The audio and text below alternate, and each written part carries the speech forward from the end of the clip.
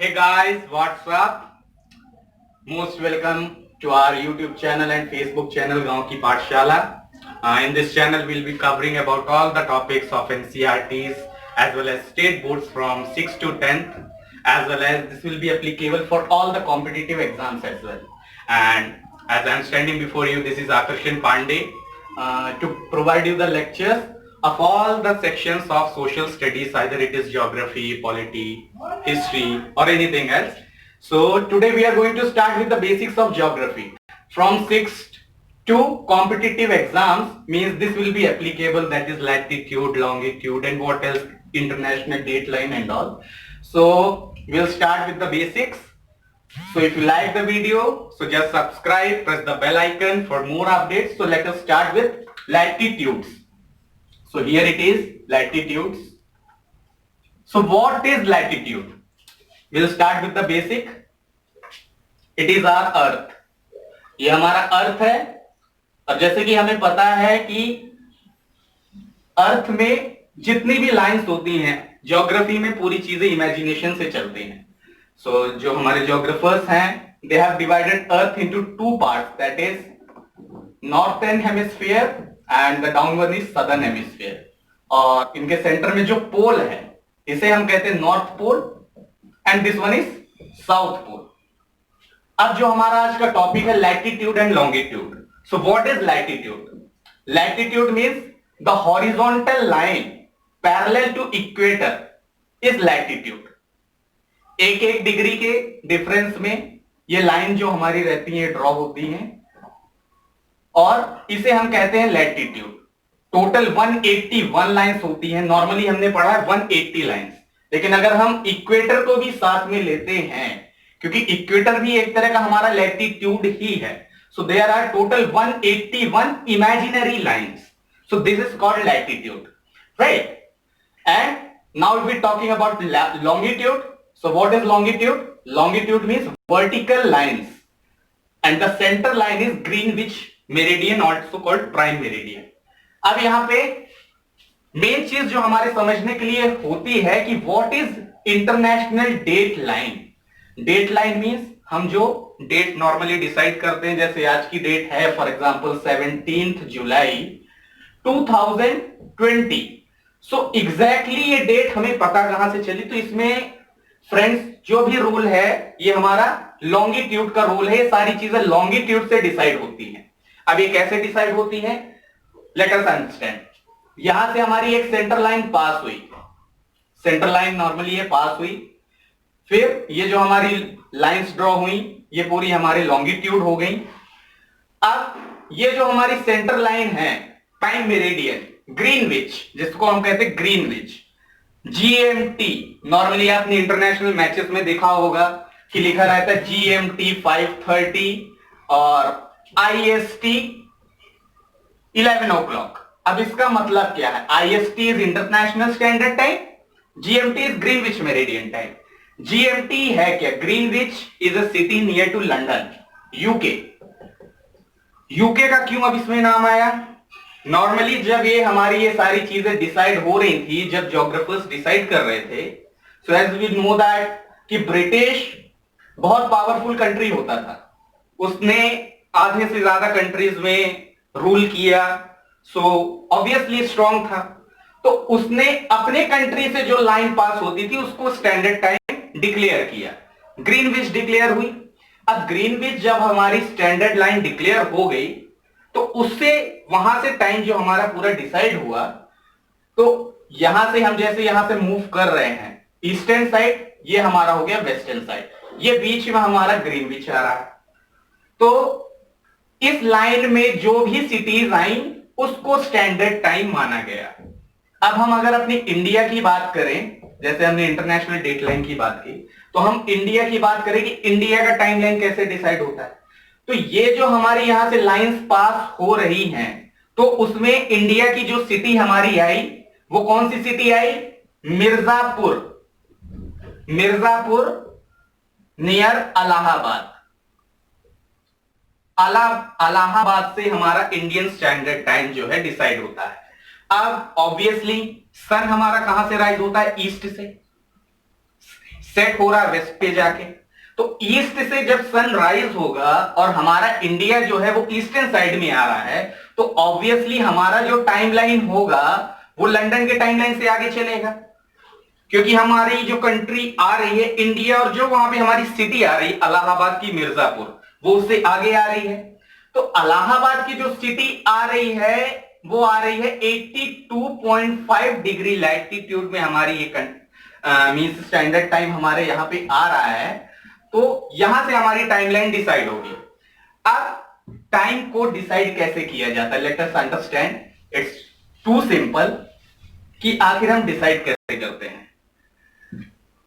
अर्थ को पूरा रिवॉल्व होने में मींस 24 आवर्स में जब उसका 360 डिग्री वो पूरा रोटेशन करती है, तब जाके हमारा एक दिन कंप्लीट होता है। तो एक घंटे में उसका कितना रोटेशन हो रहा है, तो 360 डिग्री डिवाइडेड बाय अगर आप 24 करोगे तो कितना आंसर आएगा, 15 degree.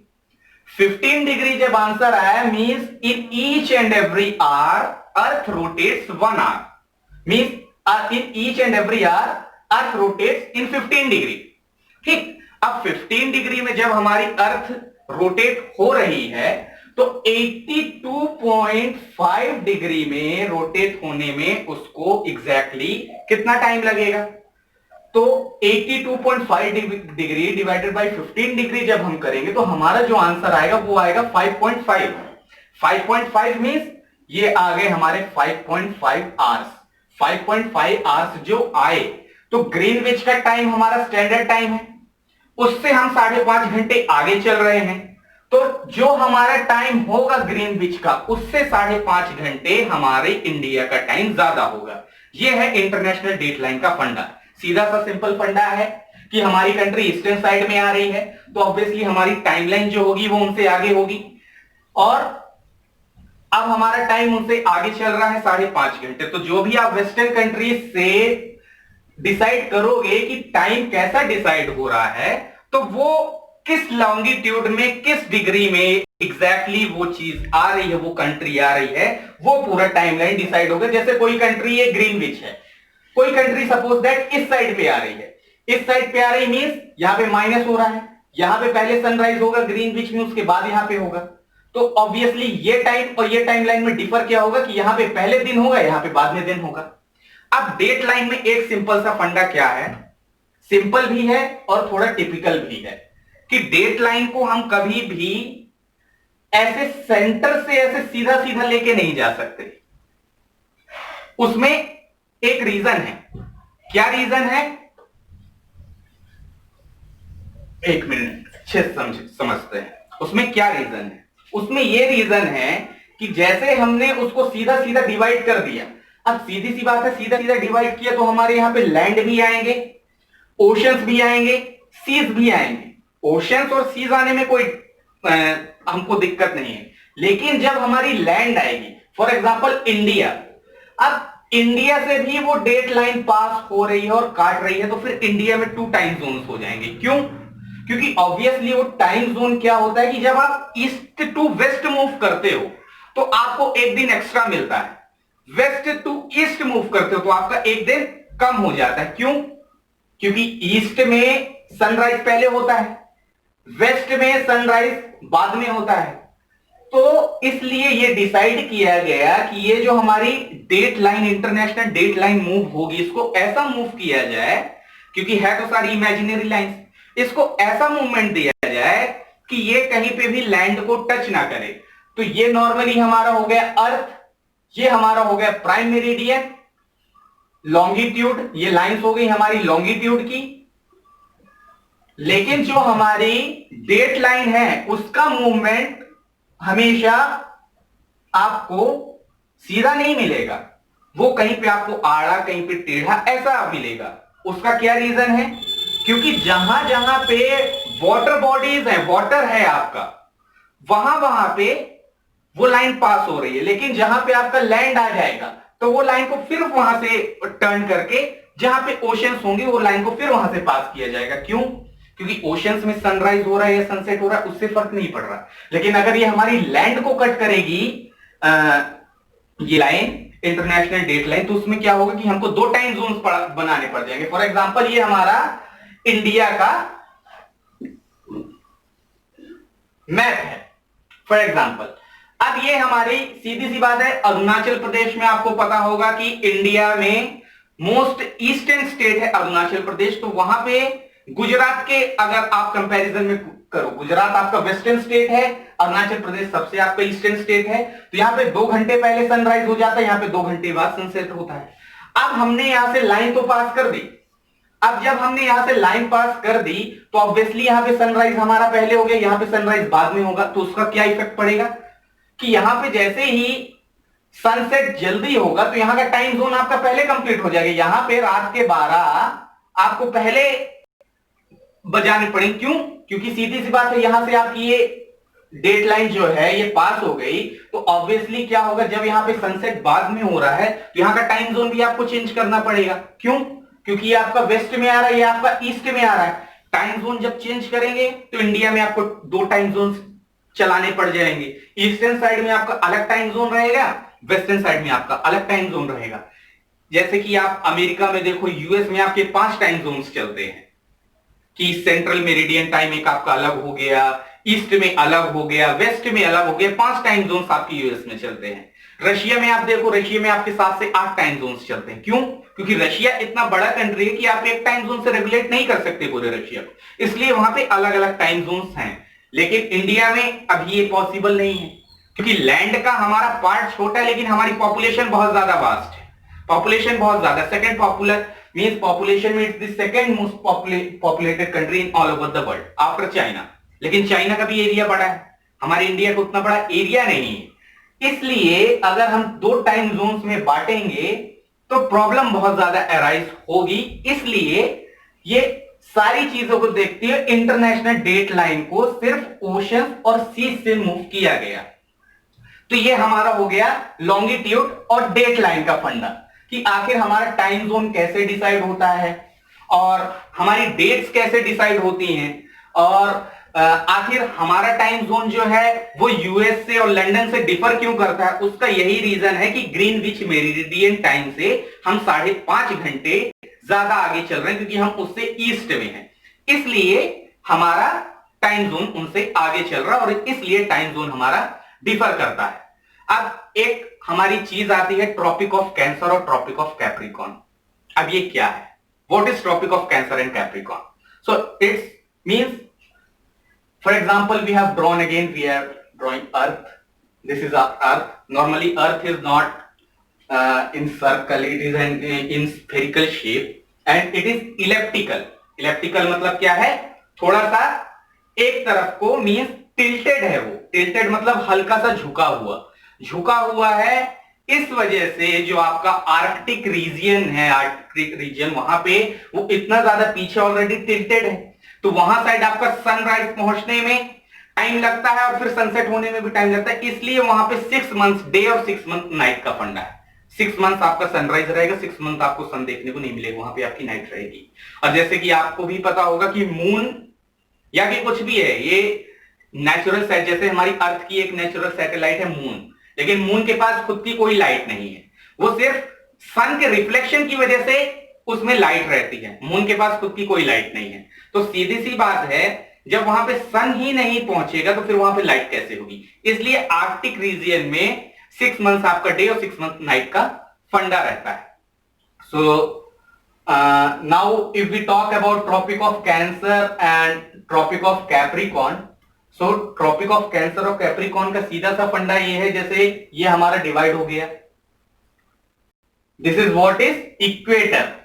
Equator means 0 degree, 0 degree अब ये हमारा हो गया, तो ये हमारा लैटिट्यूड है। तो ट्रॉपिक ऑफ कैंसर इक्वेटर से 23.5 डिग्री में जो हमारा लैटिट्यूड आएगा वो है हमारा ट्रॉपिक ऑफ कैंसर। और अगर हम नीचे की तरफ मूव करेंगे, इट मीन सदर्न हेमिस्फीयर, तो यहां पे 23.5 डिग्री में जो हमारा लैटिट्यूड आएगा वो है ट्रॉपिक ऑफ कैप्रिकॉर्न। तो ऊपर नॉर्दर्न हेमिस्फीयर में 23.5 degree latitude is tropic of cancer, southern hemisphere में 23.5 डिग्री लैटिट्यूड में हमारा ट्रॉपिक ऑफ कैप्रिकॉर्न। अब क्या है नॉर्मली ट्रॉपिक ऑफ कैंसर और कैप्रिकॉर्न में, जैसे हम डिसाइड करते हैं कि this is our longest day, जैसे कि नदर्न हेमिस्फीयर में हमारा जो है 21 June, 21st of June. What is 21st of June? 21st of June is considered as the longest day in northern hemisphere. उसका रीजन मींस कहां पे? यहां पे, ये हमारा इक्वेटर लाइन हो गई, ये वाले एरिया पे 21st of June is the largest day in northern hemisphere. उसका रीजन क्या है कि सन डायरेक्टली ओवरहेड होता है ट्रॉपिक ऑफ कैंसर में। मींस ये जैसे हमारा ये वाला लाइन हो गया, फॉर एग्जांपल यहां पे हमारा आ रहा है 23.5 डिग्री। 23.5 डिग्री में जो सन होता है 21st ऑफ जून को, वो डायरेक्ट इसके ओवरहेड में होता है। इसलिए अब वो सीधी सी बात है, यहां पे है तो सिर्फ इतने एरिया को तो इफेक्ट करेगा नहीं, सन आपके पूरे नदर्न हेमिस्फीयर को इफेक्ट करेगा। तो इसलिए 21st of June northern hemisphere का सबसे बड़ा दिन होता है। और अगर फिर हम सदर्न हेमिस्फीयर में आए, सीधी सी बात है, अर्थ हमारी रोटेशन करती है खुद का, रेवोल्यूशन कंप्लीट करती है। रेवोल्यूशन जब कंप्लीट होता है तब हमारा एक साल पूरा होता है। तो सदर्न हेमिस्फीयर में भी अब एक साइड अगर ट्रॉपिक ऑफ कैंसर में अगर सन डायरेक्टली ओवरहेड आ रहा है, तो अर्थ जब रोटेट करेगी और रेवोल्यूट करेगी तो ऑब्वियसली ट्रॉपिक ऑफ कैप्रिकॉर्न में भी डायरेक्टली सन हमारा ऊपर आएगा। तो 22 of December tropic of cancer में 21 of June, tropic of capricorn में 22 ऑफ दिसंबर। 22 ऑफ दिसंबर में सदर्न हेमिस्फीयर में हमारा सन जो है वो डायरेक्टली ओवरहेड रहता है 23.5 डिग्री लैटिट्यूड में, जिस वजह से सदर्न हेमिस्फीयर में 22 ऑफ दिसंबर को हमारा सबसे बड़ा दिन होता है। So it's not too tough to understand, but this is the basics. See, जब हम ज्योग्राफी स्टार्ट करते हैं, mean from 6th standard 10th तक रहती है। अगर आपने 11th 12th में भी आर्ट्स नॉर्मली सब्जेक्ट चूज किया है तो आपका वहां भी ये रहेगा। लेकिन नॉर्मली सोशल स्टडीज को जब तक हम स्कूल लाइफ में रहते हैं, मैंने खुद ने इस चीज को सीखा और समझा कि सोशल स्टडीज नॉर्मली एक ऐसा सब्जेक्ट था कि हम साइंस पढ़ रहे हैं, मैथ्स पढ़ रहे हैं, बिकॉज हमारे इसमें प्रैक्टिकल्स है। ये हमारी क्या है, कहानी है, थ्योरेटिकल सब्जेक्ट है। और ऑब्वियसली हमको पता है कि हम पन्ना भर देंगे तो हमको मार्क्स मिल जाएंगे। लेकिन यही चीज है जब आप सिविल सर्विस में जाओ, तो सिविल सर्विस में सबसे पहले हमको आईएएस भी बनना है। आईएएस मींस अगर आप डीएम बनते हो तो आप पूरे जिला के मुखिया होगे। तो जब आप इसकी भी प्रिपरेशन करते हो तो आप बड़े बड़े कोचिंग इंस्टीट्यूट्स में जाओ, कहीं भी जाओ, या कि आप जो टॉपर्स हैं जिन्होंने यूपीएससी और स्टेट पीएससी जैसे एग्जाम्स क्वालिफाई किए हैं, they will also prefer you to start from 6th class NCERT. हम एलिजिबल कब हुए यूपीएससी पीएससी का एग्जाम्स देने के लिए? When we turn 21 years, when we have completed the age of 21 years, and along with that we are graduate. At that time we are eligible to give the exam. So after graduation, still starting from the 6th class, graduate हो गए, फिर 6ठी class की book उठा रहे हैं, फिर पढ़ रहे हैं। मीन्स हम कहां पीछे आ गए? 6 साल ये और 3 साल 4 साल आपकी ग्रेजुएशन की, मीन्स 9 से 10 साल हम पीछे आते हैं। फिर यही चीजों को स्टार्ट करते हैं, तब हम समझ के पढ़ते हैं। क्यों? Because we have to crack the exams. 6th से जब हम स्टार्ट करते हैं, अगर उस टाइम ही हम एनसीईआरटी को इस लेवल में पढ़ लें, क्योंकि नॉर्मली टीचर्स भी ऐसा करते हैं कि एसएसटी है, just learn, do not understand, just learn, we are learning, and then after getting the theory we are getting approximately 60 70 80 marks in SST, and we are happy with that. Why?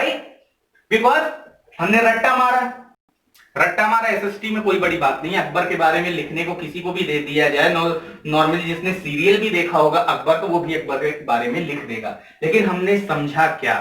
So SST is good, you can learn, but it is more interesting if you understand SST. अभी हम latitude पढ़ लिए कि हाँ ठीक है horizontal line है, longitude हमने पढ़ लिया कि हाँ वर्टिकल लाइन है, लेकिन what exactly it is, for what it is used, you don't know that. लेकिन हमारे 6th क्लास से हमको बोल दिया जाता है कि आप स्कूल एटलस लेके आओ और ज्योग्राफी के बुक में आप देखोगे कि ये सारी चीजें बनी रहती हैं, लेकिन वो हमारे काम की नहीं रहती। क्यों? क्योंकि हमसे ये सारी चीजें पूछी नहीं जाती। लेकिन when you grow up, when you prepare for big exams like UPSCs or PSCs, anything else, so at that time you again start with NCERTs. Alright, so it was our first lecture and I will not take enough time. So as I have already told you to subscribe the channel, to press the bell icon if you like the video, and please do subscribe and share my video, and please provide the feedback and means आप उसमें comment box में जाके आपको इसमें क्या चीजें अच्छी लगी वो बताइए ना बताइए, लेकिन आपको क्या चीजें इसमें लगी कि मुझे और अच्छे से एक्सप्लेन करना चाहिए। सो means if I come for the next time to provide the next lecture, so I will prepare the best from my side and I will give you the best I can. So I don't know that how I have means provided the lecture today, but for the next time after getting your feedback I will improve it and I will give the best afterwards as compared to now. Alright, so thank you, have a great day, and in the next class we will start with the geography. तो एक बार हम इसका revision करेंगे for 2 to 3 minutes, 5 minutes maximum, और उसके बाद फिर हम इसी बेसिक से थोड़ा और आगे पढ़ेंगे। Alright guys, so thank you, have a great day, thanks a lot.